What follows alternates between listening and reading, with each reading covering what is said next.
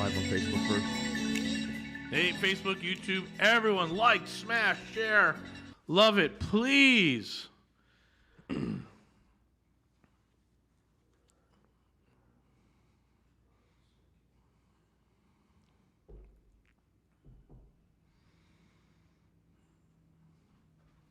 Don't forget the Mastermind special is ending in 6 days, midnight on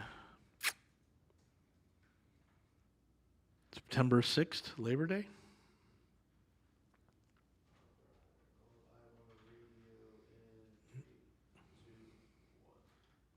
Hey, good evening, everyone. Robert and Jason here with the world-renowned Mr. Texas Real Estate. This is the Texas Real Estate Radio Network.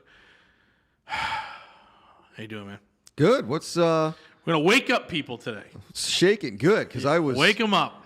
I didn't sleep so well last night. I ended up working on stuff from like midnight to 4, so I'm dragging a little bit today. I rolled out of bed at 5:13. Yeah, that's the time the clock said. I that's didn't like awful. that number at all. I was like, oh, those are all bad numbers. Oh, are they? I didn't know there was a. 513. Yeah. I didn't know there was a. Are we going to do numerology Well, here? you know, they're prime numbers and they're just in the wrong order. You know, I've been one of my podcasts I listened to brought up this really great point about what else do you need? Like, do you realize most of the time we spend money on stuff that really just doesn't? After the Industrial Revolution, Yes, you're right. it's really just Nope. So I went through I was going through my goals sheet I told you over the weekend. yeah. And I was looking at my credit card debt, and so I was going through all my credit card statements, making sure that the statement date was still as I thought, because we manipulate the FICO by Yeah, we're playing games with making FICO. sure you pay on that day that the payment is due, and then don't use the card until a day after the statement date. So if your Right. money is due on the 7th, which it is for one of my credit cards, the statement date for that one is the 12th. So between the 7th and the 12th, I can't use the credit card. So this is FICO hacking. It's a bunch of nonsense. I know. I don't even know if it really works. But to be honest with it you. does it does, because we absolutely see it, because it's all about here's what there are a lot of little things you can take care of your FICO, but the big thing is your debt. Yeah. You got to really get your debt under control. But we're so active in our construction business, and we're still using one of my personal credit cards on the construction business, and we're using one of Catherine's personal credit cards for her business, that we keep having to play this little game where we want to keep our FICO high. So right now, someone says, hey, I got an insurance payment, and I'm looking at one of my credit cards. I'm like, can't pay it till the 7th. We got to take this stuff down. But back to your point, what you need is, I went through all my credit cards again, and I realized I've got rewards on every single credit card. Oh, yeah. So then I'm like, well, what can I use this for? And one of them is you can convert them into Amazon cash. Oh, yeah. So I went to Amazon and went on my wish list, and I'm like, oh, yeah, look, I wanted my fireplace fixed. So I went through and I bought all the fireplace gear, which I don't need. I didn't need it during the freeze. I didn't use it during the freeze, but I'm like, okay, I'm finally going to get the fireplace fixed. Hey, there you go. Yeah, I don't need it, but there it is. Yeah, we'll do it. There it is. I think I ordered, I don't drink a lot, but I sure did like the mule they have over at Oh, the little Moscow Mule, like Moscow. poor behavior or something like that. I like that. I was like, Yeah. oh, this is it's the ginger beer, right? So Yeah. So I went out and I bought 4 Moscow Mule glasses with my rewards points. You know, those are nice. The only thing I don't like about them is they sweat all over the place here in Yeah, Houston because it's so humid, right? Yep. You end up, you just get this trail of water on your shirt and Yeah. stuff. It drives me insane. But anyway, so, yeah, it was kind of interesting. This guy goes into this kind of tirade with a couple of, the group I'm in has got wildly successful guys. Sure. I mean, with the folks that are in this group are pretty crazy. So then we start to get into this discussion. It's like, all right, so you bought your Lambo, you bought your Ferrari, McLaren, whatever you got, and you got your house, and you got your beach house and lake house and all that. And then it's like, okay, now what? Right. Now what, right? We were having this conversation. When was this? I was chatting with somebody, and they were like, yeah, dude, you're only 43. So in the next year or two, a lot of this stuff's going to start to pop because we put a lot of money back in the business. And he's like, okay, so now what? Yes, now what? And I'm like, all right, you got a point. So you just get the nice boat every year. You get the what? And he goes, okay, so Well, now what are we doing? What do you do in what he called a post-wealth world? And I thought that is a interesting way to put Well, that. I certainly know what I want to do. I'm what we're working for. We want to make everyone around us wealthy. Yeah. Like everyone in this office who's putting in the labor and putting in the time and dealing with all our nonsense deserves to be able to walk away from this thing in 5 years with 10 rental properties. Oh, easily, yeah. So, that'll be the next thing, right? Yeah. Let's figure that out. And if they need a second to close, you and I Yeah, will we'll write fund seconds. it, yeah. I mean, that's once you get there, and again, I think you and I had this conversation Saturday morning or Friday morning, and it's just like, hey, let us just be millionaires and relax for a quarter. Yeah. Can I get that? Can I get my Cybertruck? Can I get the beach house? Can I get my homestead payoff? Can I just breathe for a quarter, and then we'll head back in and figure out, because we're running all the time.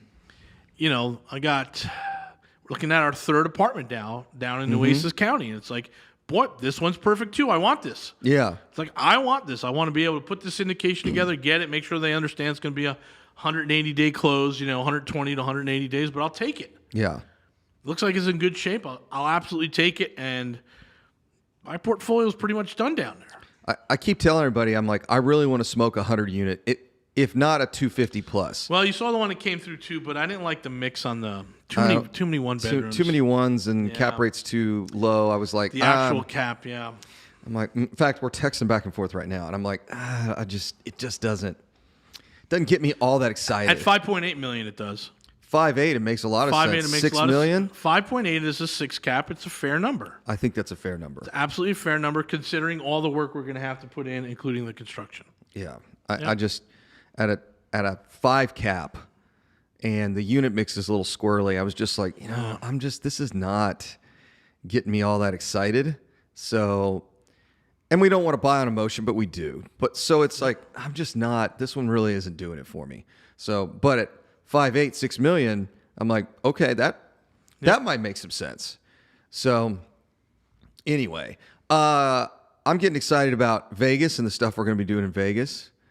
I was sharing some of our plans with a buddy of ours last night, and he goes, you guys are really going to put 14 more of these across the country? I said, oh, absolutely. Yep. I said, I hesitate to think where we'd be at if COVID hadn't blown into town, right? And we're going on 2 years of COVID, right? So kind of as we predicted. Talking to our friend in Florida, same thing. This is going to be a 2-year deal, right? Yep. And then Could be another 2 years after that. Just might be off and on. This is if we go back to. We actually have a COVID page on our website. Mm-hmm. It's dark right now. It's Mr. Tex Real Estate /COVID, and it was all the predictions we made, and the shows, and all that other stuff. And one of the things I said in one of those shows, I said we will not understand this thing, but for about 2 years. It takes 2 years to kind of figure this stuff out. No matter how much money you throw at it and all that other stuff, it takes a lot. Takes about 2 years. So here's where things are going to get interesting.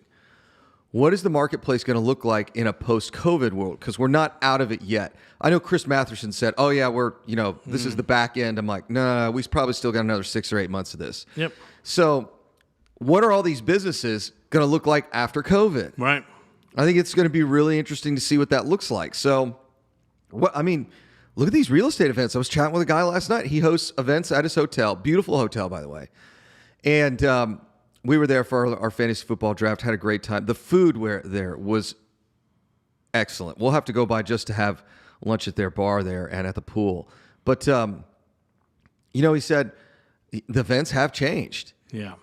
And let me tell you, this is kind of a funny story. They bought the hotel with the bar because they wanted to do events at it. Mm-hmm. Like they started looking at the numbers and they're like, we can make money, but shoot, we'll just save money on events. Plus we'll have the hotel. And he was like, no, we literally do the same thing for this building. So we were having this conversation of, look how much events have changed. Like how many events do you go to where you really find real estate investors there? I see a lot of vendors. I'm like, where are all my investor folks? Hey, we're going to come back from the break here and talk more about this post-COVID world. We'll be back.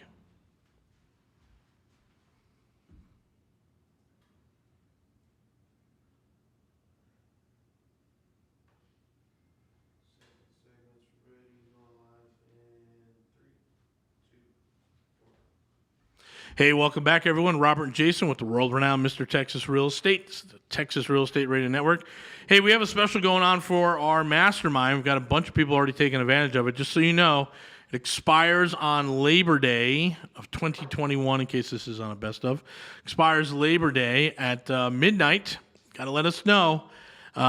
Text 281-401-9008.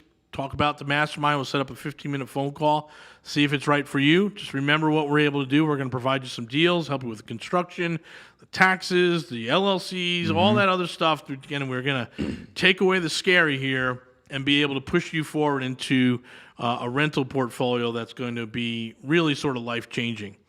If you're interested, again, 281-401-9008. Just text Mastermind. We got a special. It's usually $12,500 for the first year. We're coming down to $10,000 for the first year, and it's usually $7,500 for the second year, and we're coming down to $5,000 on the second year. So you're going to save $5,000 across the first 2 years. This deal expires on Labor Day. Anyway, yeah, post-COVID, it's going to be really interesting. I mean, we're already seeing a change in the landscape here. So, what does that new normal look like? Sure.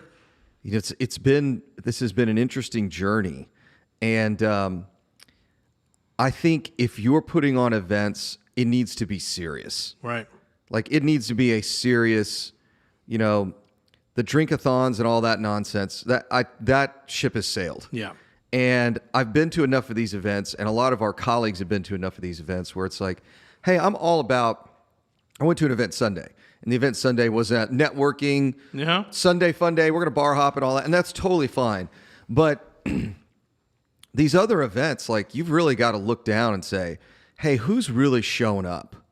Like, is this worth my time and my money to be involved in a lot of these different organizations? And we're watching some things change in Southern California and Vegas, and it's very interesting to see how that dynamic now. And I'm not just talking about Texas; I'm talking nationally. Things really are very interesting. That Southern California is turtle, right? They're all in their shell again. Yes. And Vegas is like, we've got to keep the businesses going. Right. So Vegas doesn't like it, and they're doing protocols, but they are absolutely open for business. Yeah.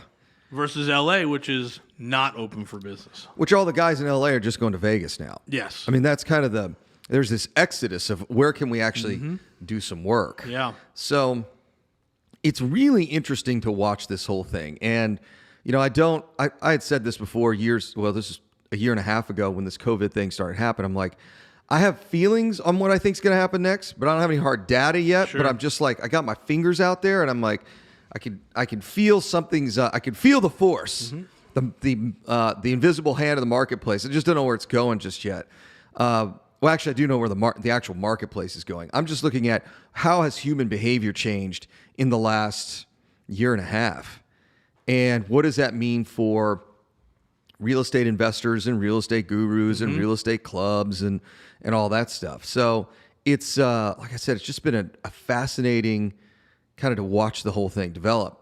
We were at the hotel yesterday for the draft, and there were a bunch of folks there from Louisiana, obviously, because certain parts of the state are absolutely underwater. Yeah. These guys were showing me videos from friends of theirs in their hometown. It was crazy. But it happens, right? I mean, that's kind of the living, life in the South here. So, just watching, something's changing out there. I can feel it, just like I felt it kind of right before COVID.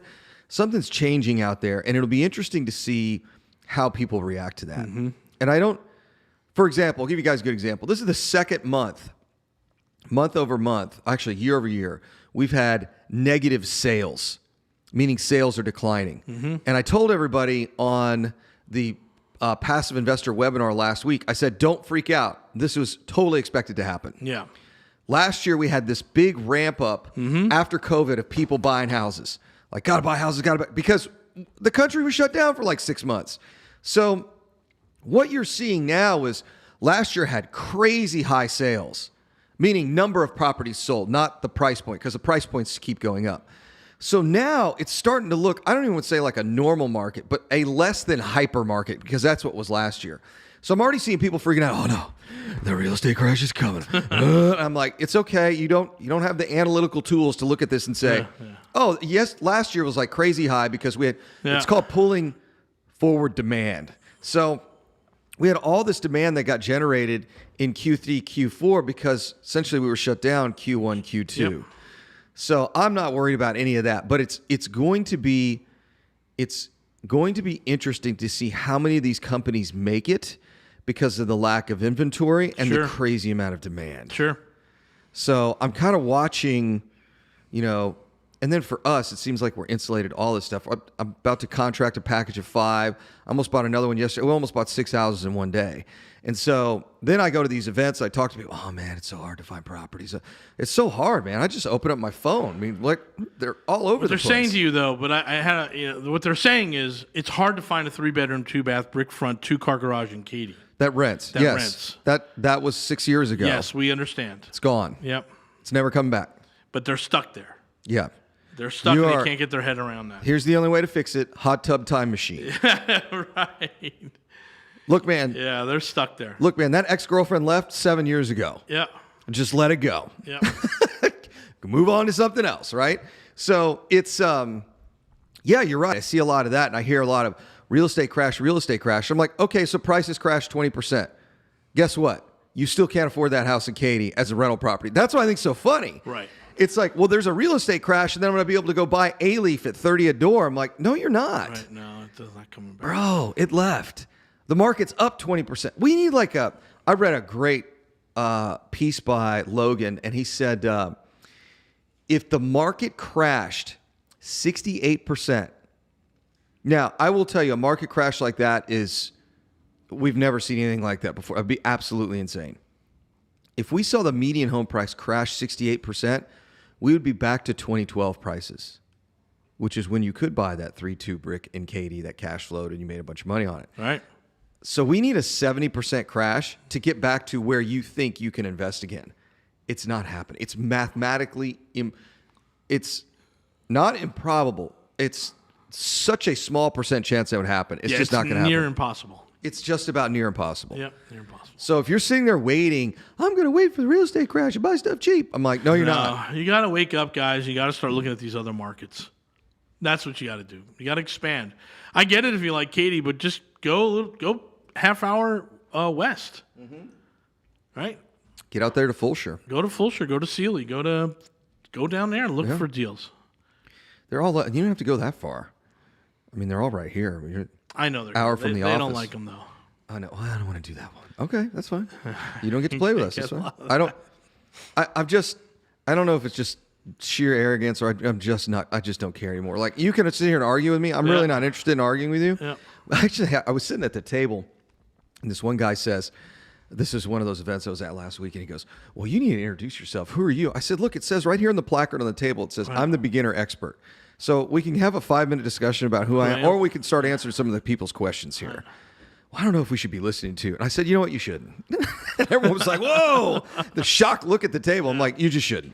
Anyway, does anybody have any questions? And we started talking back and forth. So it's like, look, man, it's real simple. You're either buying real estate right now or you're not even an investor. Yeah, that's it. I read how much time do we have? 30 seconds. 30 seconds. All right. I'm going to talk about inflation when we get back from the break. Because the numbers I looked at when we were sitting in that meeting were horrendous. It's just absolutely insane out there. If you're not investing in something that has equity, like you need to take things real seriously because the math is about to just run you over. I'm going to tell you a story about Argentina when we get back. Hey, it's Robert and Jason, world-renowned Mr. Texas Real Estate. Hang tight, we'll be back. Why don't you take them through that segment? Okay.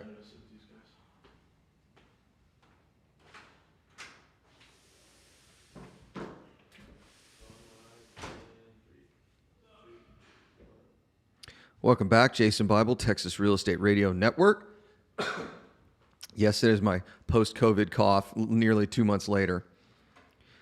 So yesterday, I'm sitting in a meeting. It's me and Rob, a couple other folks. We're talking about all the events and all the cool stuff we're doing in the month of September. And I just happened to glance over. I've got all these news feeds going on my laptop. And it was a really fascinating article on Zero Hedge. And I can dig it up if you guys want. I'll post it on Facebook. Maybe I'll send it out in the email list. But most people don't know how the consumer price index for housing is calculated. And the federal government uses something called the rent equivalent index, which nobody knows what that means.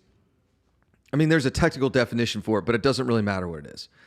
At the end of the day, the federal government believes that inflation in housing is only about 2.8% a year, which is absolutely absurd.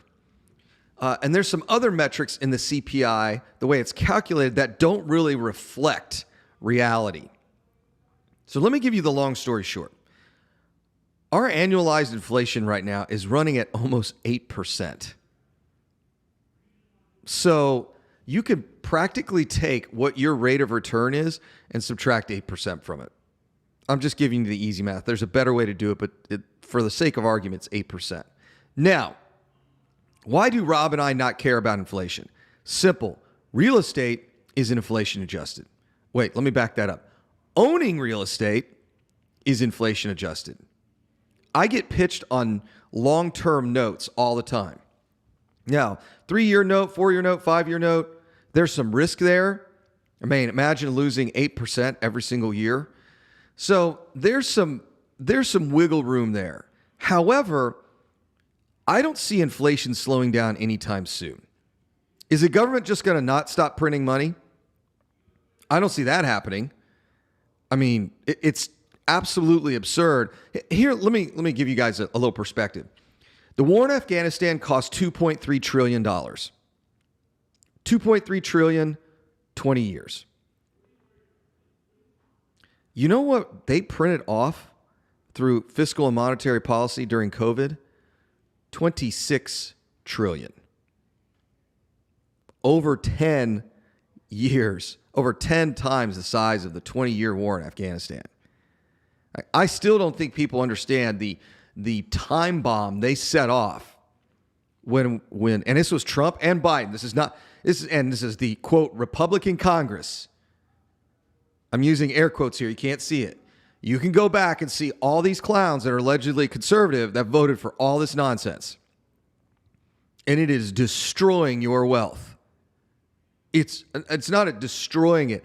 It is obliterating it by a factor of 10. And this inflation that we're experiencing now is not going to stop. So let's talk about 1971 to 1979. We had, quote, runaway inflation. At least they were being honest about it then. So in 1971 through 79, our average rate of inflation was almost double digits. Now, here's what's crazy. In 79 and in 80, when Paul Volcker steps in to slow down inflation with an increase in interest rates, what happened? Did prices go back to 1971? Did the price of gas go from literally 10 years? Did it go 10 years back? Did the price of real estate go back 10 years? And the answer is no. Here's what happened. The rate of inflation slowed down. So if you are under the belief that, man, Jason, real estate prices in 2021 are really expensive, but I bet by that real estate crash in 2029, because rates are going to go up, I mean, it's going to go back to 2021 prices. No, that's not how it works. In fact, that has never happened in the history of every single modern economy. That has never happened. Prices have never gone back 10 years because interest rates went through the roof. That absolutely is not true. Like, someone give me a modern economy, a post-industrial economy where that's happened.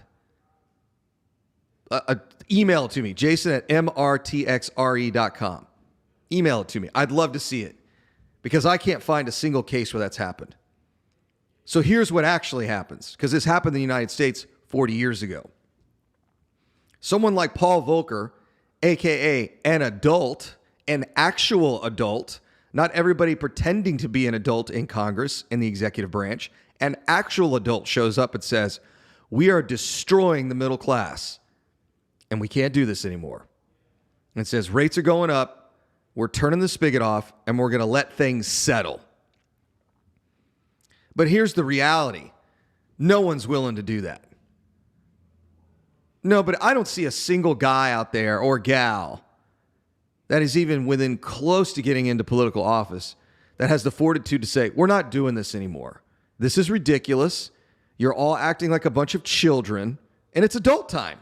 And adult time means rates need to rise and inflation needs to be crushed because we're destroying the middle class. Now, us rich guys, we don't care. I'm not invested in long-term notes, so I'm completely hedged against inflation. Like the vast majority of my wealth and Rob's wealth is in real estate, which is an inflation hedge. We're going to do just fine. I mean, we're going to do really well. But for everybody else, it's a completely different game. I really don't think people understand there's nothing coming to save you. There's no real estate crash that's coming to save you. Like this wishful thinking and this praying for some calamity to save your portfolio or build your wealth is not coming.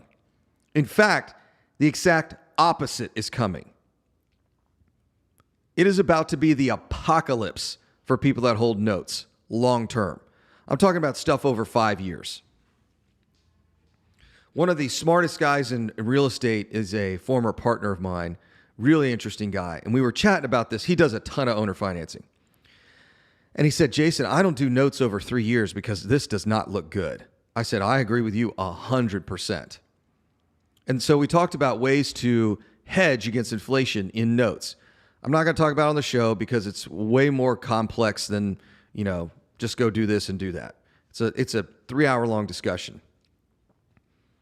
However, I said, what do you think happens next? And he said, I don't know if it's going to be this extreme, but let me give you an example. He said, are you familiar with what's happened in Argentina over the last 15, 20 years? I said, it's funny. I actually used to read a blog from a guy who lived there and talked about this issue. And he goes, oh, perfect. He said, I got a friend of mine, his parents, about 10, 12 years ago, bought a house. Bought this really beautiful house, got a typical loan on it. I don't know how long the term of the loan was. And 5 years into that note, the inflation in the currency that Argentina uses was so rapid that the bank wrote their mortgage off. Let me explain it to you this way. It was more expensive to service and take their payments for the mortgage than it was to just write it off. Like their mortgage payment was effectively, because of all of the inflation, was 0.1% of 1 peso. Now, do I believe that's going to happen in the United States? No. But your note could easily be worth 30, 40, 50, 60% less simply because of inflation. And servicing it becomes more costly than just writing it off. It's Jason Bible, Texas Real Estate Radio Network.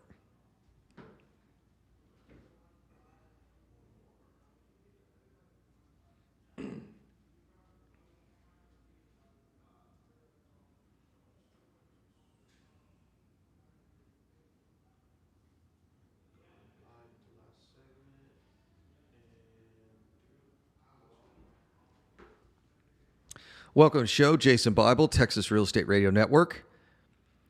Y'all can go look all this stuff up. Go to Shadow Stats. Shadow is in the shadows, casting a shadow. Shadow Stats. You can go to Zero Hedge. You can go to Google News, type in inflation. Look up the unofficial inflation numbers. Look at the government's official projections. If you're holding cash, you're losing about 8% of your purchasing power every year. If you're holding non-inflation adjusted assets like really long owner finance notes, you are going to be in a world of hurt. Like the reality is that those are depreciating assets when you really get down to it. Inflation eats away at your returns unless you're an inflation adjusted asset like real estate. Now, some would say, hey, Jason, what about stocks? And I'm like, well, that whole stock market thing's a little bit different. There's so much money just pouring into it, the valuations don't even matter. Like it's literally too many dollars chasing too few assets. And you could choose to play that game, and we play that game from time to time here. We don't talk about it on the radio show because most of our wealth is in real estate. But on the real estate side of things, if you're not taking title to that asset, You're losing. This beach house I most recently bought, I had one contracted last year down the street, I should say down the beach, for 240 grand, and it needed a little bit of work. And this one I just bought happily for 380 grand. That market has appreciated $140,000 in about 14 months. Yeah, it sounds incredible. I mean, it's $600 a square foot in a place you couldn't even identify on a map. And there's no crash coming. That's what I think's so funny. Is I'm in the streets every day. I'm looking at all these assets every day, and I'm looking around. I'm like, there's no new construction. Construction is 10 years behind. Inflation is running 8% a year. Demand is through the roof. I was in the Uber Sunday, headed to Sunday Fun Day at Brea's. And this guy was giving me economic stats. He said, there's 5 million people that are going to move to Houston in the next 10 years. I said, oh, yeah. So what do you think that's going to do to real estate prices? It's just demand. It's really simple. People like to make this way harder. I don't know if it's because it's ego or fear, but it's real simple. Is there demand for the product? The answer is yes. Everybody's got to live somewhere. That's the amazing piece. And you kind of get tired of living with mom and dad at some point. Most prices in real estate are driven by two things. One is employment, particularly new employment. For every 2 jobs created, 1 house is purchased. And the second thing is called new household formation. All those millennials that all the, quote, experts told you would never buy single-family houses is totally bunk. Because at some point, and usually it's driven by the gal in the relationship, hey, I want to get married, I want to have a dog with a yard, maybe we want to have kids, and us living in an apartment, or you living with my girlfriends and you're living with your boys in the Heights or Washington and doing the party scene and all that every weekend, and let's say starting Wednesday night, kind of over that. It's time to be an adult. We need to move to Katy, Cypress, Woodlands, Spring, Sugarland. We need to move and get a house.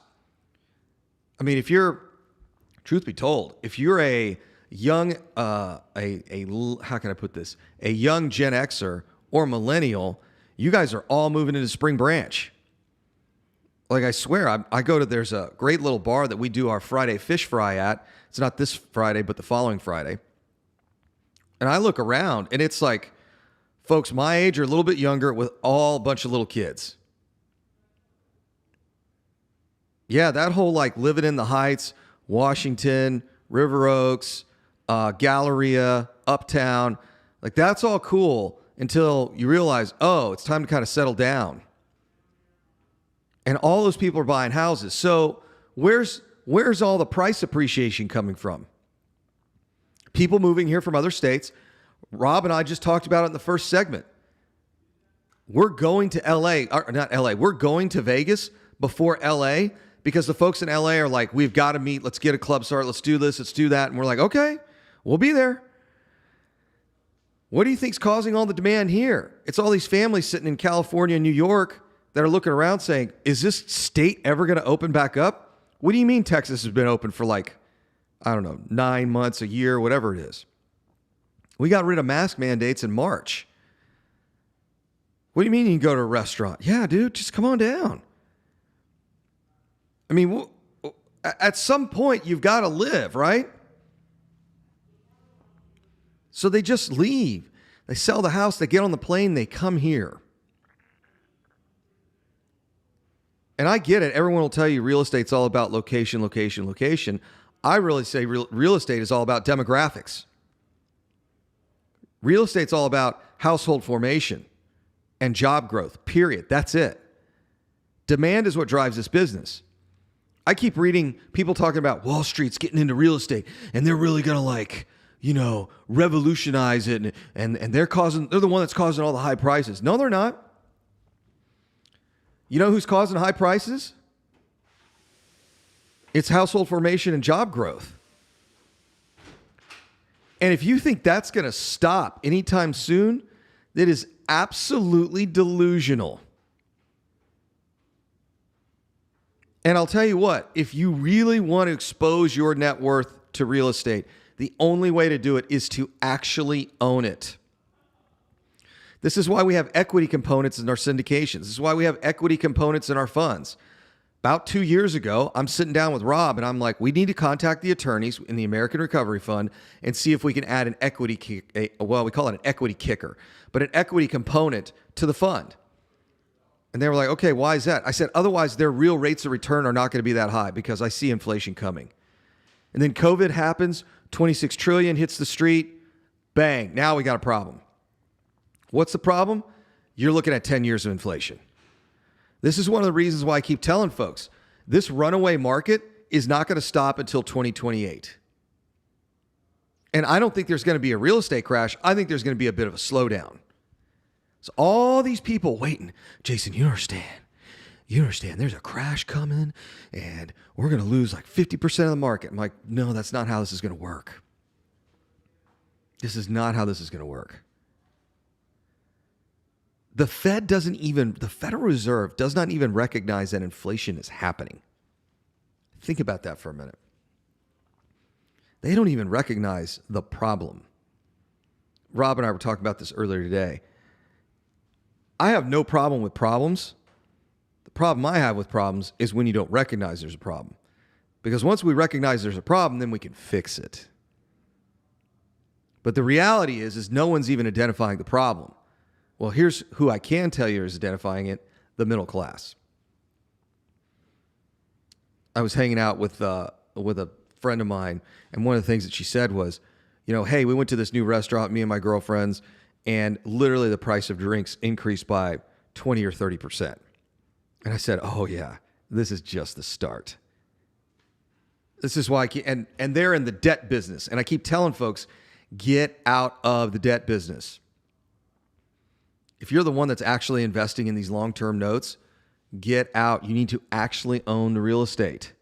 The real estate is where the real value is. This is Jason Bible, Texas Real Estate Radio Network. That was 4, wasn't it? Looky there.